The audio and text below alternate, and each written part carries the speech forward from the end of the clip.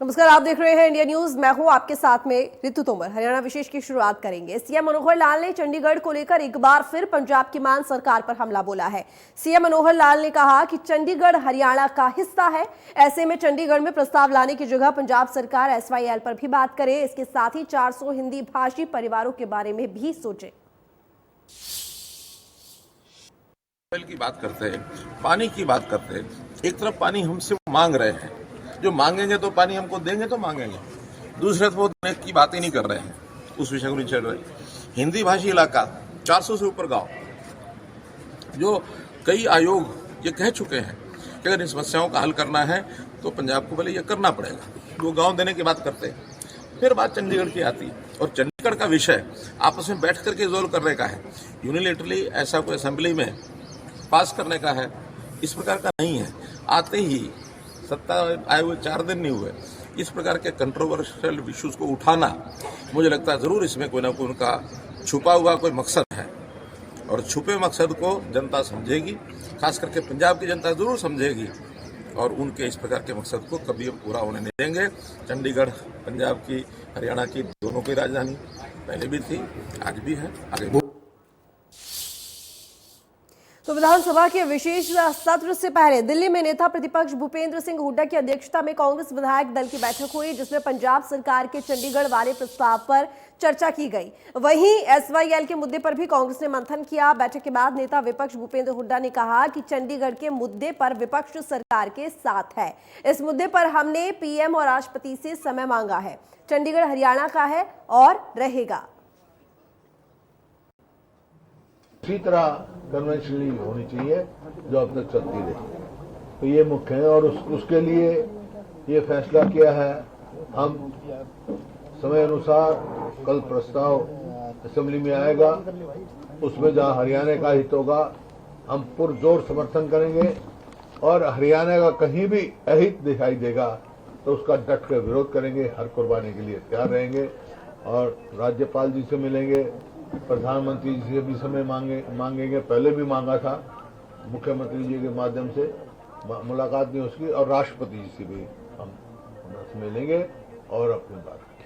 चंडीगढ़ हरियाणा का है, और शाह कमिश्नर ने चंडीगढ़ हरियाणा को दिया था, लेकिन जैसे मैंने कहा ये 3 विवाद हैं अलग अलग। पानी, टेरिटरी, राजधानी। हमारी प्राथमिकता सबसे पहले पानी की है। जब तक हरियाणा का पानी का नहीं होगा तो सब फैसले जब ही होंगे, और इसी वास्ते इसको यूनियन टेरिटरी रखा गया, ताकि ये फैसले जो हैं 3 विवाद हैं। ऐसा है, ये पंजाब तो कई बार कह चुकी, कई बार प्रस्ताव पास करके चंडीगढ़ हरियाणा का है, हम डट के अपने हरियाणा की तरह बात करेंगे और प्रस्ताव रखेंगे। और ये जो पंजाब प्रस्ताव लाए हैं इसका कोई औचित्य नहीं, ये तो एक राजनीतिक जुमला है। पंजाब और हरियाणा की राजधानी चंडीगढ़ को लेकर इन दिनों दिल्ली से पंजाब तक सियासी घमासान मचा हुआ है। चंडीगढ़ पर केंद्र सरकार के एक फैसले से विवाद बढ़ गया है। पंजाब के मुख्यमंत्री ने चंडीगढ़ को पंजाब में मिलाने का प्रस्ताव पास किया है। देखिए रिपोर्ट।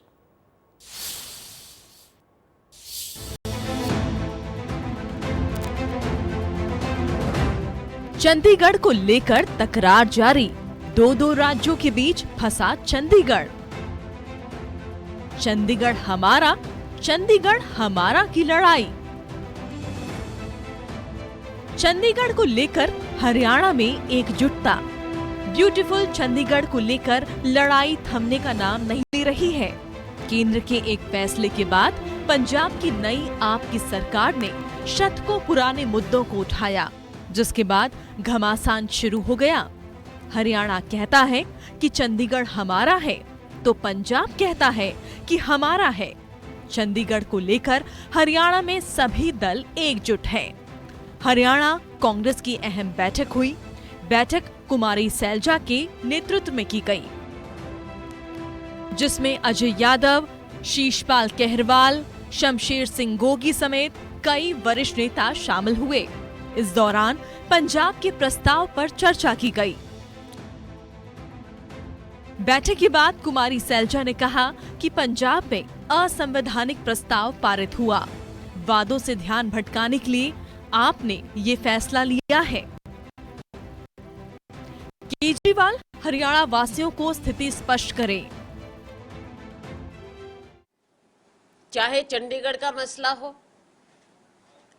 चाहे एसवाईएल का हो, या फिर हिंदी भाषी क्षेत्र का मसला हो, आप इनको अलग नहीं कर सकते। केवल ध्यान बांटने के लिए, क्योंकि आप पार्टी ने न जाने क्या क्या वायदे कर दिए पंजाब के लोगों के साथ। हम तो पूछना चाहते हैं कि इनके जो नेता हैं अरविंद केजरीवाल जी, वो बताएं, अपनी स्थिति स्पष्ट करें हरियाणा वासियों को। वही मामले में कांग्रेस राज्यसभा सांसद दीपेंद्र हुड्डा ने कहा कि पंजाब में आम आदमी पार्टी ने असंवैधानिक प्रस्ताव पास किया है। चंडीगढ़ पर हरियाणा का भी हक है, जिसे कोई छीन नहीं सकता है। पंजाब विधानसभा ने एक असंवैधानिक रेजोल्यूशन पास किया है चंडीगढ़ पे अपना हक और जताने के लिए। सरासर संविधान की धज्जियां उड़ाई गई हैं। देश जानता है कि चंडीगढ़ हरियाणा और पंजाब की जॉइंट राजधानी है और ये चंडीगढ़ एक यूनियन टेरिटरी है। इस प्रकार के प्रस्ताव की ना सिर्फ निंदा करते हैं, लेकिन हम अपने हकों की रक्षा करना जानते हैं। हमारी मांग है, आज मैंने कार्य स्थगन प्रस्ताव दिया 267 के तहत और उसके बाद हाउस एडजर्न हो गया। और मैं मांग करता हूं केंद्र सरकार इस मामले में माननीय गृह मंत्री जी और प्रधानमंत्री जी आश्वासन दें देश को कि पंजाब के इस प्रकार के प्रस्ताव को खारिज किया जाए। हरियाणा विधानसभा का सत्र कर बुलाया गया है। हुड्डा साहब के नेतृत्व में हमारी विधायक दल की बैठक और संसदीय दल की बैठक भी आज शाम को बुलाई जा रही है, जिसमें इस मुद्दे पे हम। चंडीगढ़ पर पंजाब के प्रस्ताव पर गीता भुक्कल ने क्या कहा, आप खुद सुन लीजिए। चंडीगढ़ जो है, जो कि यूनियन टेरिटरी है, हरियाणा की राजधानी है और वो पंजाब की राजधानी भी है। जो राजीव लौंगोवाल समझौता हुआ, उसके तहत ये निर्णय लिया गया कि चंडीगढ़ के ऊपर 60-40 हमारा कितना अधिकार जो है हरियाणा का होगा, कितना हमारा जो है उसमें पंजाब का होगा। और चंडीगढ़ जो है यूनियन टेरिटरी भी है। शैलजा जी ने, हमारी कांग्रेस पार्टी ने जो है इस पे ये कहा है कि चंडीगढ़ जो है हमारी राजधानी है, हमारा पूरी तरह से उस पर हक है। न केवल चंडीगढ़ पे, जो हमारा विधानसभा है उसका भी 60-40 का हमें मिला हुआ है। ये विवाद सियासी तुल तब पकड़ा जब पंजाब की नई सरकार बनी तो केंद्र ने कहा कि चंडीगढ़ के कर्मचारियों पर केंद्र के नियम लागू होंगे, जिसके बाद पंजाब के नए सीएम भगवंत मान शांत नहीं रहे और विधानसभा में चंडीगढ़ को पंजाब में शामिल करने का प्रस्ताव पास कर दिया। Bureau report, India news Haryana.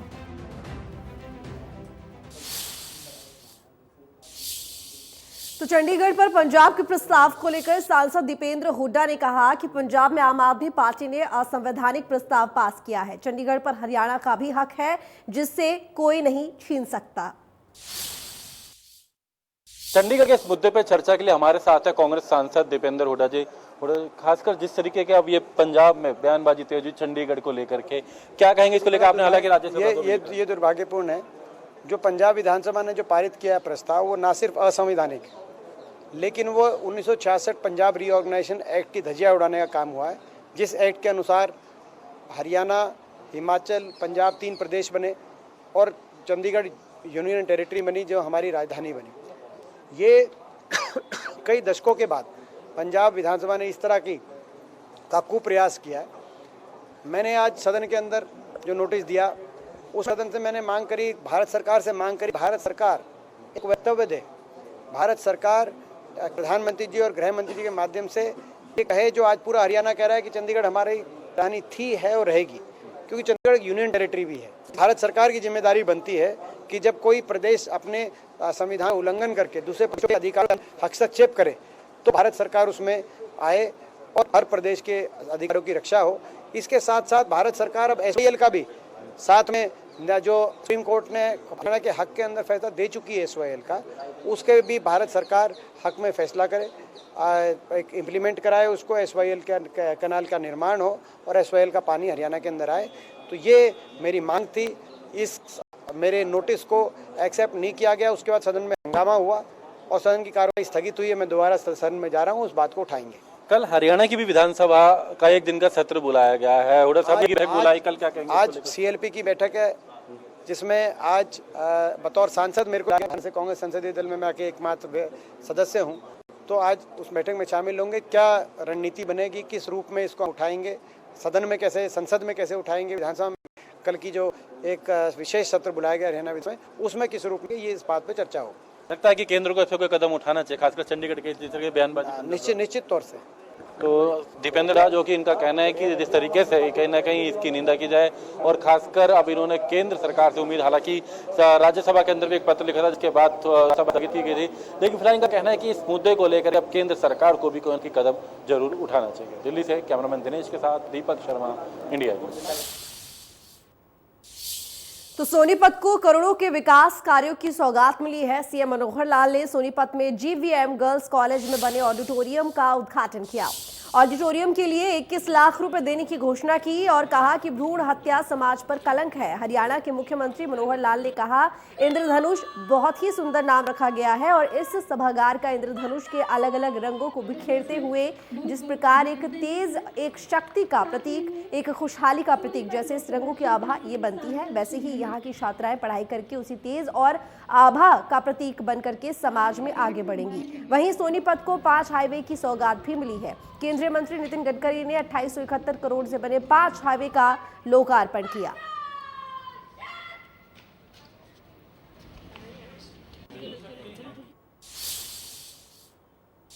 मुख्यमंत्री मनोहर लाल ने सोनीपत में गुरु तेग बहादुर के 400वें प्रकाश उत्सव की तैयारियों का जायजा लिया। बता दें कि अगले महीने पानीपत के सेक्टर 13 और 17 में प्रकाश उत्सव मनाया जाएगा और इसको लेकर तैयारियां जोरों पर है। और इस दौरान सीएम ने कहा कि गुरु तेग बहादुर एक समाज के नहीं बल्कि सर्व समाज के पूजनीय थे। वहीं चंडीगढ़ पर पंजाब के प्रस्ताव पर मुख्यमंत्री ने कहा कि इस मामले में सरकार गंभीर है और इस मुद्दे पर चर्चा के लिए चंडीगढ़ में सर्वदलीय बैठक भी बुलाई गई है।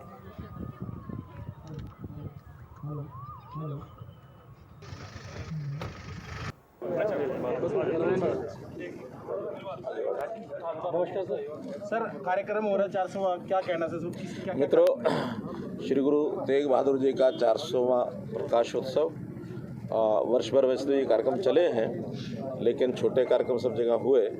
कोविड के कारण से बड़ा कार्यक्रम वैसे हम वर्ष में यानी ऐसी जो शताब्दी के समय 2 कार्यक्रम हम करते हैं, एक प्रारंभ में एक समापन पर, लेकिन इस बार प्रारंभ का कार्यक्रम तो हम नहीं कर पाए कोविड के कारण से।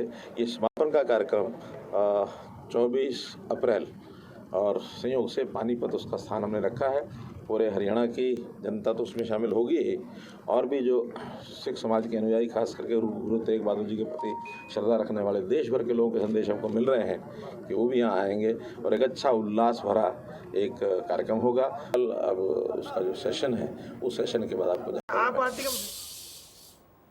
तो इससे पहले मुख्यमंत्री मनोहर लाल अचानक घरोंडा पहुंचे, जहां मुख्यमंत्री ने घरोंडा में खरकाली, रसीन और स्टोडी गांव में आयुष सेंटर का निरीक्षण किया। इसके बाद मुख्यमंत्री ने घरोंडा के संस्कृति मॉडल स्कूल का निरीक्षण किया। घरोंडा के बाद मुख्यमंत्री पानीपत पहुंचे, जहां सीएम ने गुरु तेग बहादुर के प्रकाश पर्व की तैयारियों का जायजा लिया। इस दौरान सीएम ने कहा कि उन्होंने इतना बड़ा शहीद परिवार नहीं देखा जिसने कौम और देश के लिए बलिदान दिया।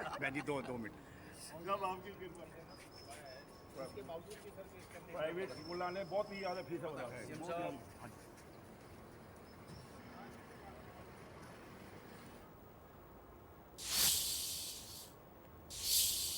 पूर्व सांसद अशोक तंवर तृणमूल कांग्रेस पार्टी को अलविदा उन्होंने कह दिया। अशोक तंवर ने अब आम आदमी पार्टी का दामन थाम लिया है। आम आदमी पार्टी में शामिल होने अशोक तंवर दिल्ली पहुंचे, जहां उन्होंने दिल्ली के मुख्यमंत्री अरविंद केजरीवाल से मुलाकात की और आम आदमी पार्टी ज्वाइन की। नहीं, आम आदमी पार्टी हमारे जैसे लोग, साधारण परिवारों के लोग हैं। जब हमने राजनीति में लंबे 3 दशक तक काम किया और देखा कि यहाँ तो बड़े बड़े लोगों की, जो बड़ा ब्लैकमेलर है, जिसने लाखों हजारों करोड़ रुपए काले धन के रूप में कमा लिए हों, उनकी ज़्यादा चलती है। यहाँ शरीफ, ईमानदार, वफादार, मेहनत और पढ़ने लिखने वाला साधारण परिवार का नौजवान लोगों को नहीं चाहिए है। वैसे लोग नहीं चाहिए। तो यही सोच करके हमने, केजरीवाल जी खुद हरियाणा से ताल्लुक़ रखते हैं, एक मजबूत डेवलपमेंट का मॉडल उन्होंने देश के सामने रखा है और मुझे लगता है कि आज पूरा हरियाणा ये चाहता है कि आम आदमी पार्टी हरियाणा के अंदर भी मजबूत परचम फहराए और ये जो पाप का घड़ा जो भर गया वो आम आदमी के माध्यम से ही फूटने का काम होगा। पूर्व सांसद अशोक तंवर के आम आदमी पार्टी में शामिल होने पर सीएम मनोहर लाल ने तंज कसा है। उन्होंने कहा कि कुछ लोगों की सत्ता के लिए जगह जगह भटकने की आदत होती है। जो इस प्रकार के महत्वाकांक्षी लोग होते हैं वो दर दर भटकते रहते हैं और दर दर भटकने में केवल अशोक तंवर का उदाहरण नहीं है, बहुत उदाहरण है जिनको ठीक दिशा में काम करने का यानी जिनका अभ्यास नहीं है और जो केवल सत्ता येन केन प्रकारेण सत्ता उसको कोई सत्ता देता भी नहीं है और घूम घाम के प्रयोग करते रहते। हरियाणा में गेहूं की खरीद काफी सुस्त है। 1 अप्रैल से खरीद शुरू की गई थी, लेकिन 4 दिन बीत गए और अभी कुछ मंडियों में खरीद नहीं की गई है, जिसके चलते किसान परेशान हैं। देखिए रिपोर्ट।